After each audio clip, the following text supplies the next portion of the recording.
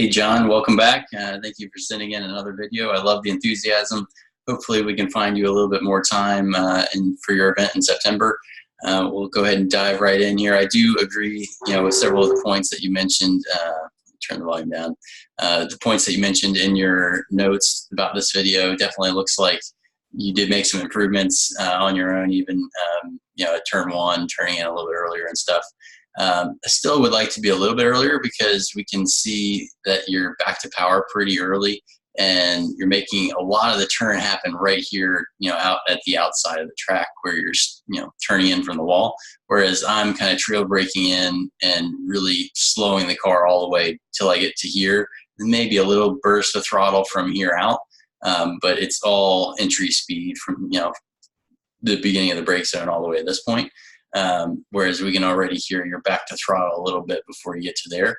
And then you're also waiting until you kind of get to this curve at what I would call 1B and then turning the car, whereas I'm starting a little bit earlier, getting the car up onto this curve like we talked a little bit about in the first video.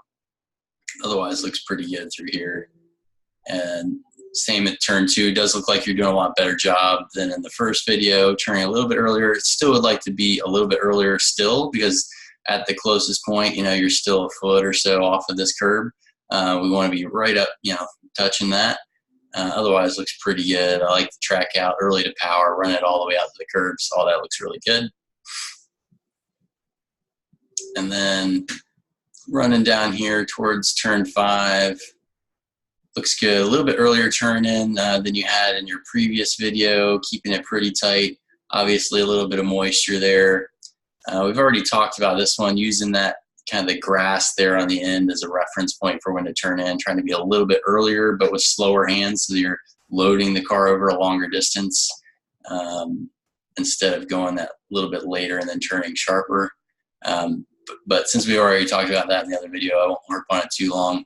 Here I wanted to point out, I watched a couple laps and it seems like pretty consistently you're still, even with the damp conditions, you're letting it track out pretty far. And one thing I wanted to kind of comment on is just being adaptable and changing for conditions and stuff, especially in the rain. But you never know, if any number of things can change track conditions, whether it's weather or tires, handling, setup of the car, or something on track, like water. So even though it's pretty well drying and it's only a short bit of water, you want to change and adapt your line a little bit so that you keep the weighted tires off of that big damp patch. Because right now your left side tires are kind of lined up to go right through that. Whereas I would take a little bit more curb and make sure my left side tires, the really loaded ones, are on the driest pavement possible right along in here. I would, anyway, be a little bit more up on the curb than you're doing, but especially because of the conditions, I would definitely try to avoid that big wet patch as much as possible. Because even though your line is pretty good now, as soon as you hit that wet patch, it really opens the radius. And as I move the video ahead a little bit here, you can see how it really washes you out left side. So now you're starting turn 8 from all the way track left, which makes this a lot tighter. And we've kind of talked about this, in the last video about not letting it track out too wide, not getting too wide in the middle of the corner, but not getting off too early. You definitely want to make sure you hold that apex a little bit longer. And, even if you have that wider entry, making sure that you're nice and tight up to that curb till at least close to that blue stripe. And then start going full power so that you can maintain full throttle from where you started here in the middle of 8 all the way through till turn 10, and not get too much scrub from turning really tight through 9 there. But otherwise, looks pretty good. I don't remember exactly on this lap. This is a little bit smoother. I remember on, I think it's lap 22 or 4. You mentioned a couple of them and I watched them all, but. You definitely want to make sure you're a little bit smoother through here. I think it might have been 24 where you went in really hot and you were very aggressive with the steering input and it got sideways and you're early to throttle and you seem like, some of the electronic nannies probably kind of intervening and trying to straighten out the car and stuff. And I'm not saying it's a bad thing to have the nannies there. It can definitely save you, especially in conditions like this. But we don't want to rely on those, and you'll make more speed if you're smoother and not engaging them as much. So make sure, you know, that brake release is smooth, and it's okay to not go right back to throttle. In fact, a lot of times it's the best way is not to be right back to throttle, because if you roll in a lot of entry speed, it, you know, naturally it should make sense that you can't go immediately back to full throttle. You have to kind of let the car roll for a car length or two through the middle of the corner, and then it should be smooth back on a throttle. And let me just draw a little bit, you know, what you should see on the braking and throttle inputs. You know, you should be that high brake point and then threshold, and then kind of trail off. And so as you're getting into the corner, you're releasing a lot of brake pressure. And then later, you know, there should be a little brake where you're kind of off pedals a little bit, depending on the corner, obviously. But then it should tip in and kind of slowly build up to full throttle and flatten out. You shouldn't have it go up and down and peak, and, you know, there shouldn't be lots of ups before you get there, because that should tell you that you were too early with the first ones. A lot of times when I'm instructing guys, you know, they'll like this. They'll, you know, as soon as they come off the brakes, they'll have a big burst of throttle, then they'll come out of it, and they might have a couple stabs, and then it'll be much later before they get to full throttle. Whereas mine is more like this, where you've got that kind of slow, steady building of throttle, but then I get to the full throttle a lot sooner, even though I'm later on the initial tip in. So all the scribble aside, that basically is saying, don't, you know, just assume back to throttle as early as possible is always the best thing. It's usually not. I mean, we do want to be back to throttle early, but we want to do it one smooth time, and the real focus is, when can I commit to full throttle? So we'll go ahead and move on. I know we talked about this section a little bit in my previous video. This looks really good. I wouldn't really make a whole lot of changes here. I like that a lot. So really well done there. Up here at 16, I think looks pretty good, other than maybe a little bit overslowed, because I hear you back to throttle a little early. This one you're a little bit more inside. I think, again, it was turn or lap 24, maybe I was watching, where your line was a little closer and you were also a little later to power. If you're really rolling a lot of speed over that crest, you shouldn't be able to get back to power immediately.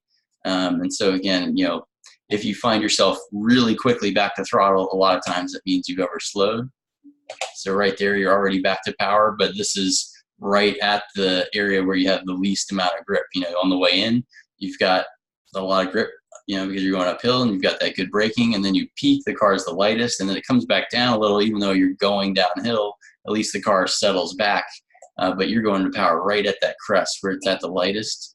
And so we want to be carrying a little bit more speed where it just kind of floats over the top, and then you can add power as it compresses. A little bit better here as far as straightening it out, but still not getting out to that outside track out quite as early as I would like. I wouldn't focus really at all on the second apex curve. So as soon as you clip the first one, you know, where the car is placed now, you should just naturally let the car look to track out. And my drawings are always terrible with the mouse, but you really shouldn't look to be anywhere close to this inside second curve. Just start getting your eyes up and looking for the track out as early as possible. And then as we get up here, there's obviously a lot more moisture as you get towards 18, 19, 20. I think in general, pretty good with this, although given where the water was, again, just like we talked about at 7, I would have probably driven in really hard and then crossed the water and gotten out to this drier section of track. So obviously it's really puddled up and stuff, but I probably would have run it kind of a little bit early, or, you know, inside more, because it looks the driest on this section over here. And then that would have let the car kind of go out towards that dry pavement where you get more grip out in this general area, give you a little bit of a run down the hill. Again, it's all about being adaptable when you have these varying conditions. We've talked about the turn 20 curve, using that a little bit to set up the S's, and all this looks pretty good. No big complaints there. I am going to back it up and look. I think it was 24, maybe I was watching. Yeah, actually, real quick, let's just look at that run through turn 10 on lap 24. This is the one I was talking about where you had really aggressive steering. early to power, another big wiggle, you know, several wiggles in the corner. You don't want to induce that oversteer because then it's really hard to get back to power and use it in a good way. So make sure you're smoothing that out, and then kind of all through the back section. So right in here, you carry in a lot of, this kind of going into 18 again. And obviously moisture, you got in pretty deep, got loose being kind of aggressive on throttle. And then we lose the back end a couple of times up here, right there, getting a little sideways. And I think again around here where you're pinching the entry a little and then get that big loose. And obviously the electronics can save it to a point, but they're not always going to be there. And so we want to just try to do things fundamentally right. And, you know, when you got a little too far left at this point, that sets you up for a really early turn in here, and you're trying to use the same throttle inputs that you have been on other laps where you were more online, and especially where you've got this damp patch here. If you're trying to do all that, you know, same throttle inputs, but with more steering and going over a damp patch, it's going to create that oversteer. So, you know, like I said, the electronics can save you to a point, but it's not ideal, and sometimes they can't, you know. So we don't want to rely on them. We don't want to see you hurt a car or something trying to push too hard. And honestly, you make more speed by keeping the car at least closer to straight. We want to use yaw angle or slip angle as a tool to help turn the car. But, you know, unless we're just hooning around trying to drift the car and stuff, it's really not the fast way around. So, you know, try to keep it, I refer to it as controlled aggression, where you have to be aggressive and you have to use the car really hard, but you have to keep it on that fine edge of where you're using it as a tool versus where it starts to get away from you and hurt the speed. So, you know, trying to find that limit and that balance is really critical. But overall, I think a lot of good things there.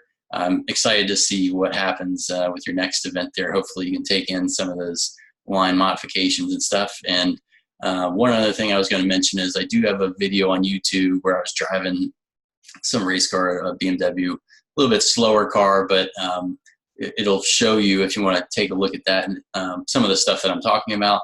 And it also has wet and dry. If you start, I think it's wet and raining at the beginning, then you can fast forward towards the end. There's some dry laps, but it'll give you an idea of all the stuff that I'm talking about. And I hope all that works out really well for you. So let us know how it goes after your next event. Thanks.